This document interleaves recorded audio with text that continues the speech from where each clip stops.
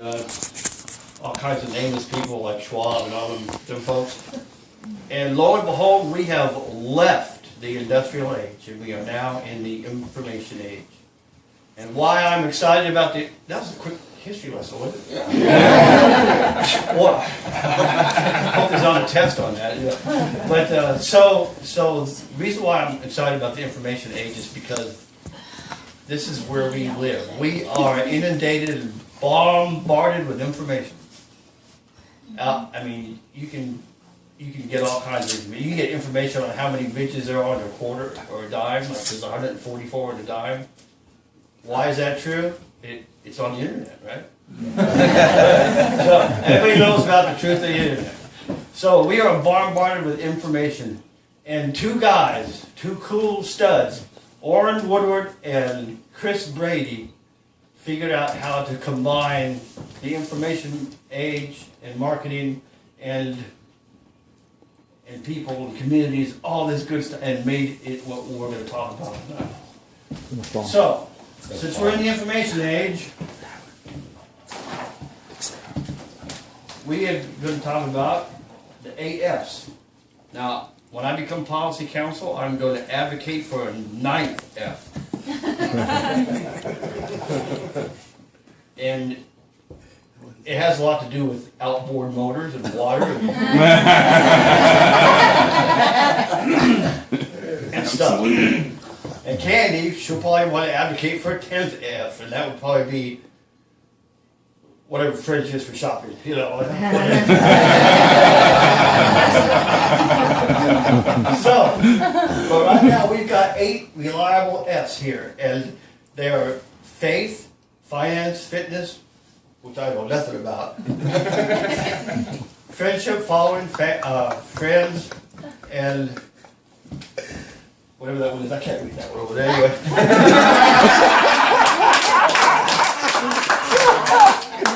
Trust me, there's 8 of them on there. Now here's the hypothetical question of the day.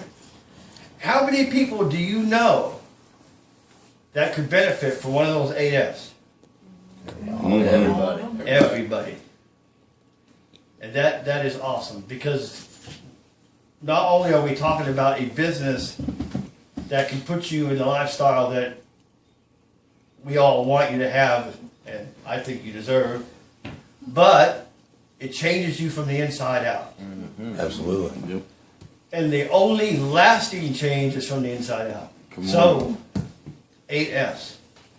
It's kind of like, I know the secret of how a caterpillar becomes a butterfly. I know the secret. Nobody else knows it. So I'm going to share it with you right now. It costs you the price of admission. Here's how it works. Now this caterpillar, you see, is like a bookworm. Okay? And he wraps himself in a cocoon, which we'll say is all y'all in here, because our community, we have each other's backs. We support each other. We uplift each other. And we do it on purpose.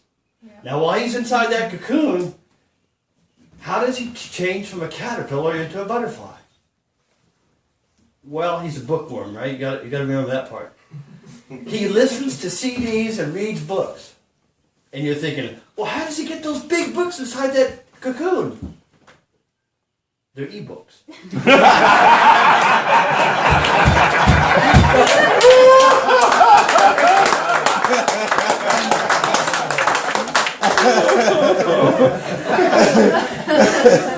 And then when he's done getting fixed from the inside out, because this is what this business does for us, he comes out a butterfly. And that is so awesome, because there's blue ones out there. I know there are. I saw them. And they were on the internet. I think they're called monarchs or something like that. But anyway, so this is the business, the growth part, the internal part of the business is the 8 F's. And all of us have gotten great value from the 8 F's. But that is good, but there's a whole system of making money that corresponds to that. And the reason why I was started out talking about thinking and started about changing from the inside out is because a dude named Robert Kiyosaki said, don't you dare.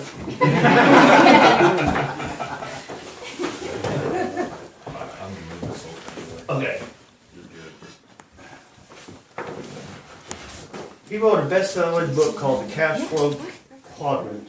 Now, I'm going to make you one promise right now. You are not going to get rich in this business drawing the way I draw. So don't try to emulate it, okay? It ain't working for you.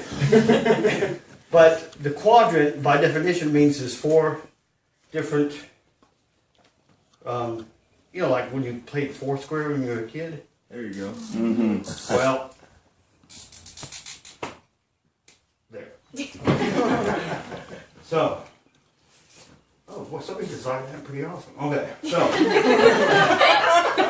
so we'll do a quadrant like this. Well, like I said, you're not going to win any art contest. Okay, I will stop it.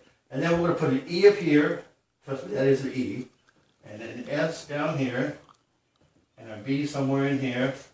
And a I. Forget this, I know nothing about that, okay? I know nothing about eyes. Mine or everybody else's.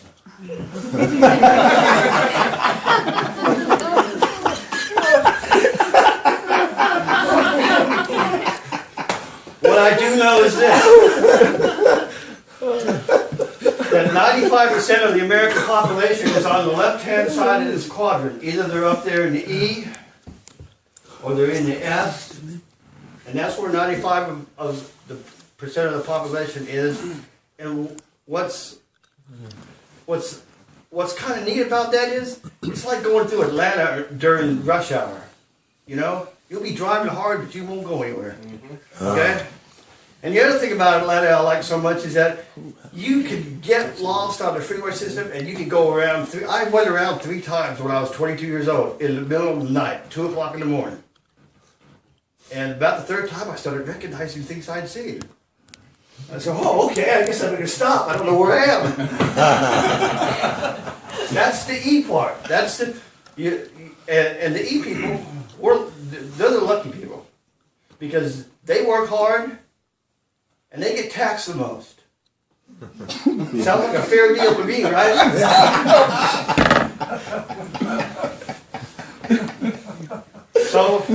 So they work 8 hours a day and they get paid for 5, and the government gets paid for 4.5. And so you're in the hole, and you do that for 45 years, and then they say, "Oh, guess what? You have graduated in life. You are up to your golden years of life. Kneecaps don't work. You gotta, when you walk, your left butt cheek hurts."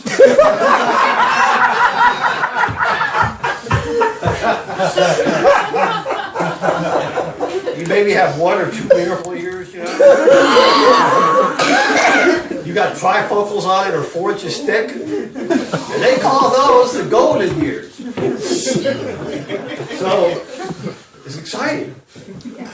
And then in the S side of the quadrant, we're still where all the 95% of the people live. They have their own business. Well, actually, what the truth is, and not too many people will tell you this, they have their own business, right? The business owns them. That's right. Amen. Correct. And they're the top dog, but sometimes the tail's wagging the dog. Yeah. When somebody calls you at 3 o'clock in the morning, they got a complaint and you're in business and you got to do something, you got to do it. So, but that's okay. Now on the B side is the business system. And everybody has heard about a business system of one kind, or you've experienced it, or you've done something to it, or it's done something to you. Okay? So, a business system. What is a business system? Well, McDonald's is a business system. They send all their folks to Hamburger U. Can you imagine flunking out of Hamburger U?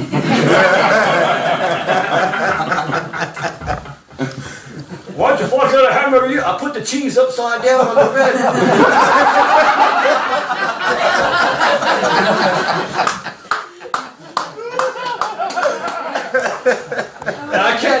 remember all the ingredients in that special sauce, so I just make it up as I go. Okay. So it's a business system, and what's cool about a business system is that, well, first of all, there's you got the inverse of this thing. You know, on the left hand side, we got 95% of the people fight for 5% of the money. So if you were real good at math, like Tyler, who did the equation, on the other side, you would have 5% of the people fighting for 95% of the money. That's fun. That's a war. I'm gonna get you some real boxing gloves over there. And that's where it's a system. And what that does is, instead of working 8 hours and maybe getting paid for 4, 3, well, anyway, you leverage time, because time is something that you can't get more or less of unless you leverage. Okay? Because if you work for 8 hours at $2.09 an hour, then you get $11.48. If you rob your neighbor's cubicle next door. But if you do a business system, and if you're in a business and you leverage your time, and that's what people want. How many times have you talked to somebody, I don't have time to do this, I'm in soccer, sports, drag racing, rock climbing, parachute jumping. I don't have time to do it. I just don't have time. Well, this will give you your time. And so, since I like math so much, what would you say if you used 100% of your time to venture into something? How good is that compared to using 1% of 1,000 people's time? Okay, which one gives you the most leverage? 1% of 1,000 gives you more leverage. And if you see the picture, then that's why the business system works. And the business system works because it leverages everybody doing something, and there's proof in this room that it works.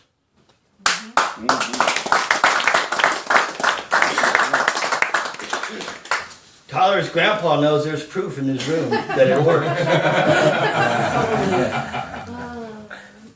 And Mark, who's the stud of the room, he knows it works, right? He knows it works.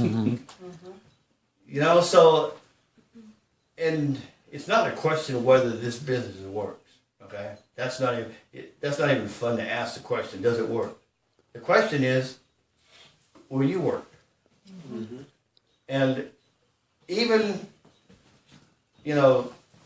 just a little bit of 1% of 1,000 people will make a difference. And that's what we are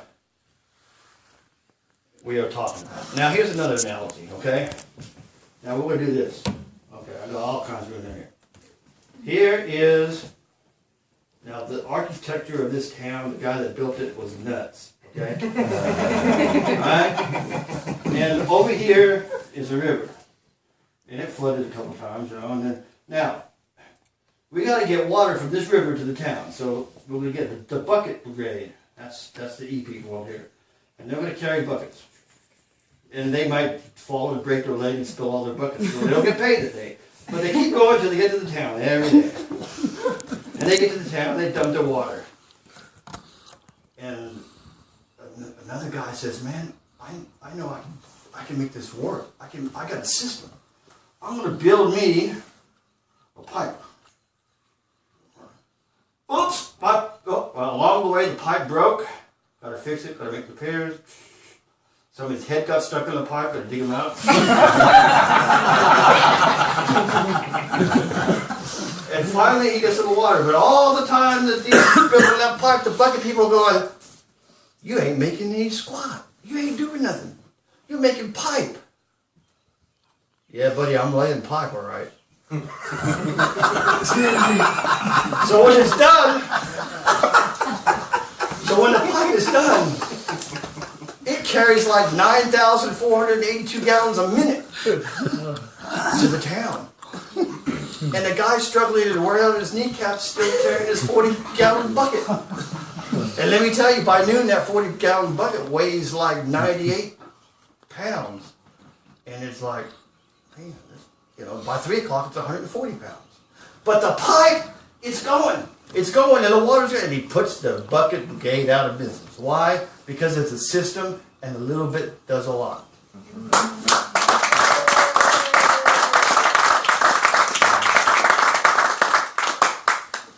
So, how do you get there?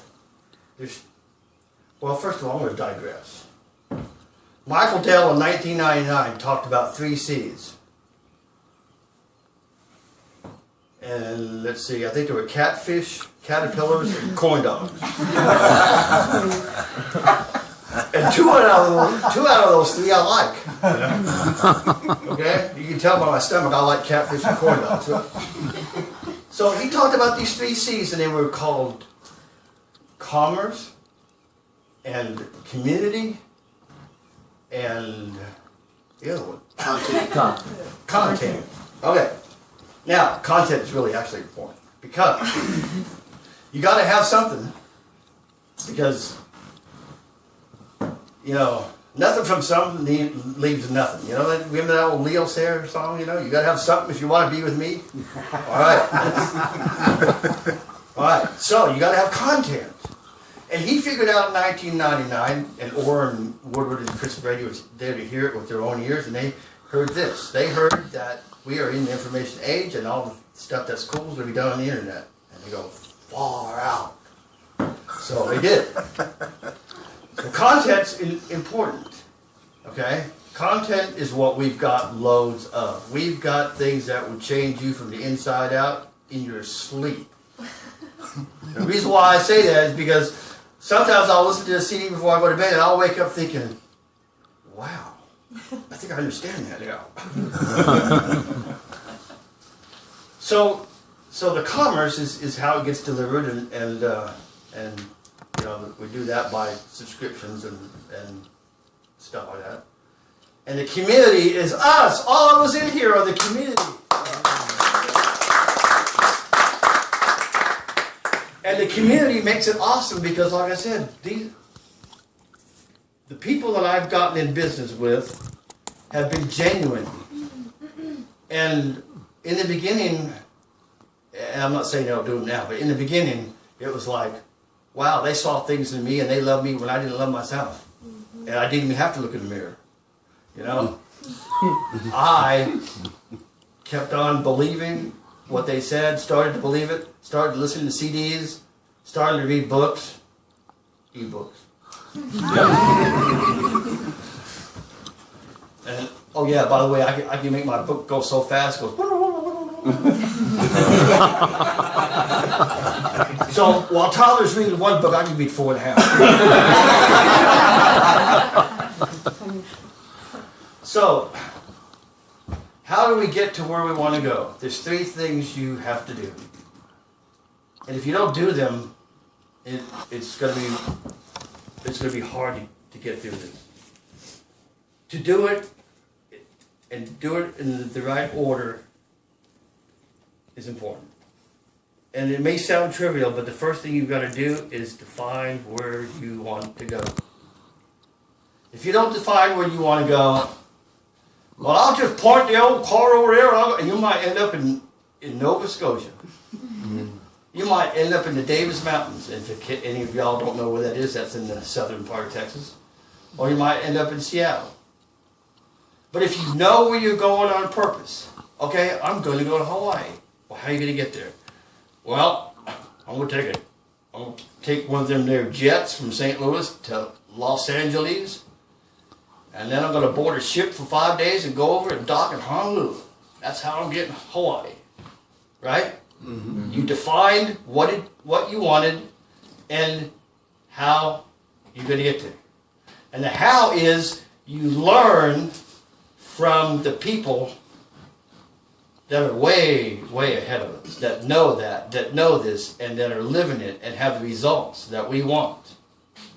And once you learn And you don't have to learn it all before you start. It's kind of a good idea to learn as you go along and do this and you know, let it go. Yeah.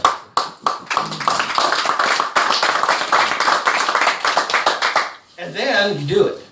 So since I've said all I'm going to say, then Mark gets to bail me out. You did great, man.